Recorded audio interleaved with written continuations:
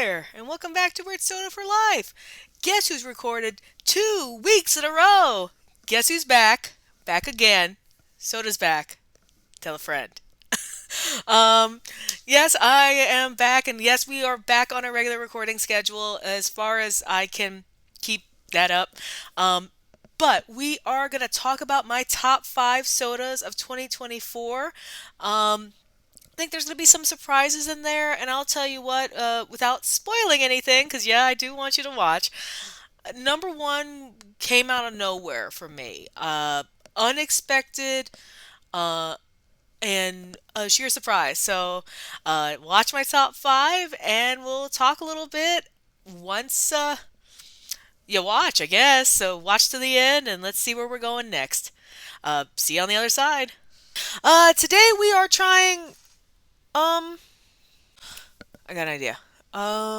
Weird soda, weird soda, weird soda. Ah! It worked! Anyway, welcome back to Weird Soda for Life. If you haven't guessed what we're trying this week, well, I'm about to tell you. We are trying Fanta's Haunted Apple. Ooh, look at that alarming shade of green. And with that, bottoms up.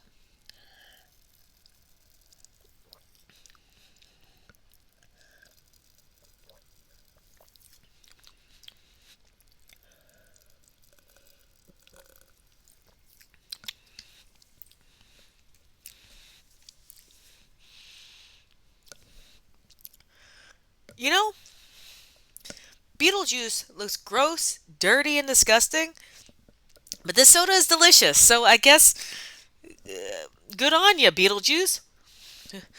It does make you wonder if this is supposed to. I don't know what this is supposed to be tying in with Beetlejuice, but I'm like, it does boggle the mind. But this is Um, quite good. well, Um, today you may wonder, why are they on the beach? Why are they simulating this? And that's because today we are going to try the limited edition summer soda, um, Pepsi, Dr. Pepper creamy coconut. This is very in your face. There's something almost baby powdery about it. I hate to say creamy because it feels like taking the adjective from the bottle, but it smells as if, yeah, like it's a thick paste. There's a thick I paste thought of you were gonna coconuts.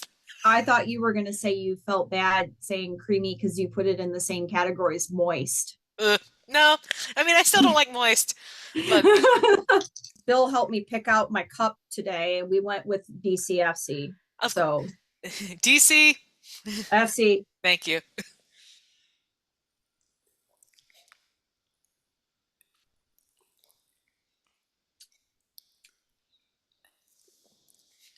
that tastes like coconut cake, like Yeah, vanilla coconut cake. But I'm into this. yeah, It tastes this as is if this is tasty. this is dangerously good. To describe it to folks, although it smelled like tanning lotion, as you heard us discuss, it doesn't taste like tanning lotion. So props to your mom. Um, Mhm. but um, yes, it tastes as if somebody poured coconut milk into Dr. Pepper. Hi there, Mhm. and welcome back to Weird Soda for Life. Today we're gonna get down, turn around, go to town. Boots Beverage Soda. Ah? Ah? You get it. Anyway, welcome back. We are trying Boots Beverage Lemon Meringue Soda. Now with that, let's take a look at the bottle. I was like, who is this woman? Why is she on the bottle? Is this Boots?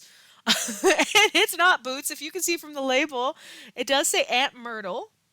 And Aunt Myrtle was Boots' sister and the go-to whenever cash was short. Striking a balance between sweet and sour, this lemon treat naturally reminds us of her. One sip and this intriguing balance is yours. Uh, I don't know how I would feel if somebody was like, "Hey, loan me money, and in exchange, I will refer to you as both sweet and sour." Like, can't we just pretend I'm nice? That bottoms up.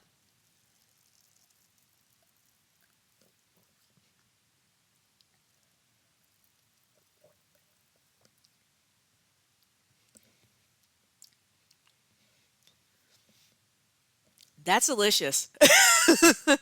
um, I'm here for that. It really does taste like a lemon meringue pie.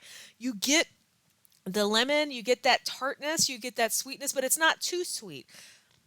Like, not only do you get the lemon, but you do get that like imitation of like the meringue on top, that sort of creamy, not well, not creamy because it's kind of crunchy, but that kind of mixed blend. I almost kind of want to equate it to maybe a lemon pie with whipped cream on it, but not quite. Hi there, and welcome back to Weird Soda for Life. All right, stop, collaborate, and listen. Sprite is back with a brand new edition. Ah, ah, you get it anyway. Welcome back. And first things first, we are trying Sprite Tropical Mix today. Back then, Sprite had released a series of sodas in their Sprite Remix line. Now, you'd be fine if you didn't remember this this line of sodas. It only lasted from 3 years, from 2002 to 2005.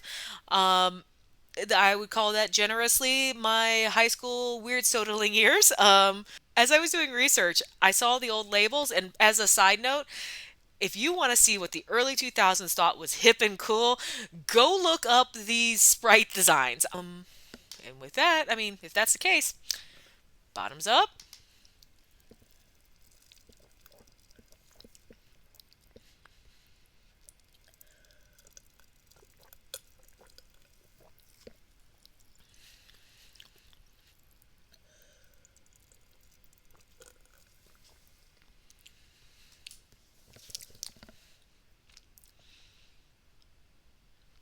Okay, first things first.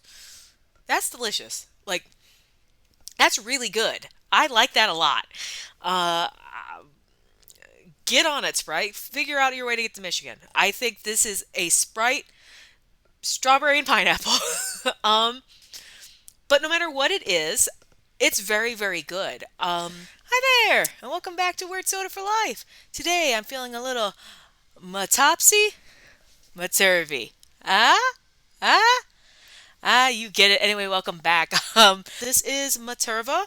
I'm sorry, guys. I take a little bit of Spanish on Duolingo, so like, work with me as I probably butcher a lot of this. Okay. So this drink gets started in 1920, and it's for some strange reason, and maybe once we taste it, we'll find out that reason.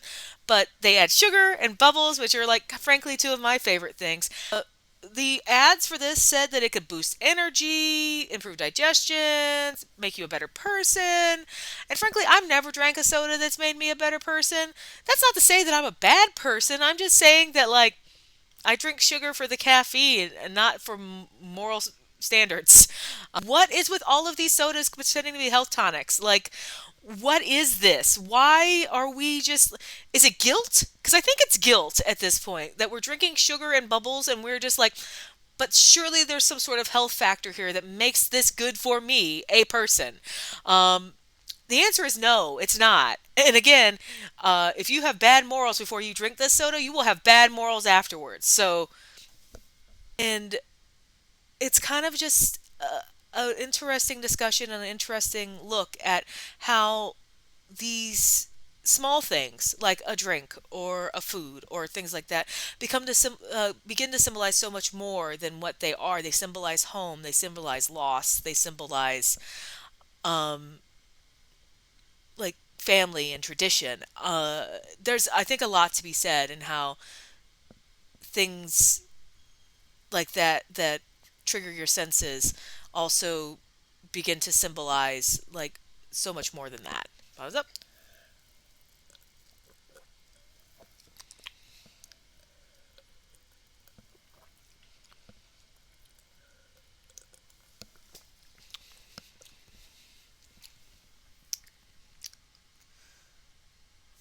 I really like that, and it's nothing like what I thought. I said it smelled bubblegummy, but I realized as I was kind of taking more of it, it smells like those banana runts. Weirdly, it kind of tastes like um well, like a little ginger ale, but like a little bit of cream soda mixed in there too. It certainly doesn't taste bitter or like tea or like banana runts. it tastes kind of, yeah, like I would say ginger ale, cream ale, kind of mishmash. Um, as with all these other sodas that have come from this market, I really enjoyed that. It's always nice that my cultural ignorance turns into something delicious. I am very lucky that way, and one day I'm going to be really unlucky. But for right now, we're going to ride this wave. But this Well, is really, that's it. Were you surprised? Uh, Admittedly, I was too. But before we get into kind of some of the reasons I was surprised, let's talk very briefly about the method. Um, the way these are selected is pretty simple. As you all know, I post a description of the soda, give you a little history, give you my thoughts. Um, and let's face it, I drink a lot of soda in the year for the channel. Um, and the brain is a valuable tool. And sometimes the brain protects you from trauma, but in protecting you from trauma, it wipes out some other memories. All this to say, my first go to when I start thinking about the sodas of the year is that I look at those descriptions that I wrote. I look at the descriptions, I look at how I describe the soda, and usually I'm pretty clear about whether I liked something or I didn't like something or felt pretty meh about it. So what I ended up doing was reading all of those, like, skimming the history stuff, just like y'all do, and getting to like the meat of it. Like, how did I describe the taste? Did I say it was good? What did I think? Believe it or not, that really knocks out a lot of different sodas. From there, I had a list about like seven or eight that like kind of stuck out. Um, and then from there, I kind of went and watched the video, listened to what I said, and from there, kind of made it a little easier. So, but I hear you too. You're like, well, cool, but let's talk about the fact that your top soda of the year was literally the last soda that you tried for 2024. Um, and unintentionally, it was the last soda I tried for 2024, but it was the last. And I hear you go recency bias, and I want to counter that by saying, A, that Materva was really, really good. And uh, flavor aside, the fact that it like kind of broke open a new world for me for thinking about sodas from other countries. I mean, before this, well, last year, I mean, I had tried a couple different sodas from other countries, and but this year, in addition to those sodas that a friend of the channel Anne had procured for me, I mean, um, Mick Stefferson and her husband Lord Pilk went out to freaking Iceland and brought me back stuff. So this has kind of just been an international sort of year. Um, but coming back to, and it's something to keep in mind, is something that I do keep more in mind when as I go into 2025 about trying sodas from other countries if I can get them. Um, but speaking on recency bias, I would like to draw your attention to the Dr. Pepper Creamy Coconut. Now, Chief Procurement Officer and Porter and I, the video dropped in July, right, of this year. But I'm going to tell you, spoiler alert, she and I actually filmed that in April of 2024. I just sat on it for 3 months because I knew I wanted it for Guest Star July, and the soda was out in April. Um, and I still remembered it enough to put it in my top five, even though, if you notice, for a lot of my Guest Star July, if not all of my Guest Star July descriptions, I never tell you what I think about those sodas and those because I want you to watch me and friends of the channel like talk about the soda. I want to invite you to come sit with us like you're one of our friends hearing us chat. And so I never actually tell you in those videos what I think of the soda. So the fact that it's still stuck with me months later. In fact, at this point, over 9 months later, I still thought fondly of that soda. I think is a testament to that. Um, and let's also talk a little bit about the themes other than the Materva, which I don't, is tea a fruit? That feels like an existential thing. I'm not getting into that. I don't know enough. The other four sodas were all fruit based this year. The haunted apple, the coconut, as previously mentioned, the lemon meringue, and yes, yes, it's a pie, but lemon is a fruit. And the tropical mix, which was like a mix of different flavors anyway. Um, I kind of thought that was cool too. I and yes, we did have some brands, right? Fanta and Dr. Pepper and Sprite, but that Boots Beverages one, which I know is a brand, like that's a little different too. it's a food. I didn't ever think that I would list a food soda in my top five, but like it was so good. And actually, now that I say that, I do remember in 2023, I had the Jones key lime pie. So maybe it's the pie. Maybe it's the pie aspect that I really like about food sodas.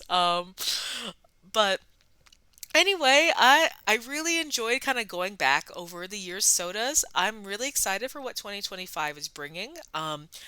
We'll probably have a couple themed months. I haven't quite landed on some themes, but you'll know when I know. Um, Especially since January got off to a late start because I was just unwell. So, what was that?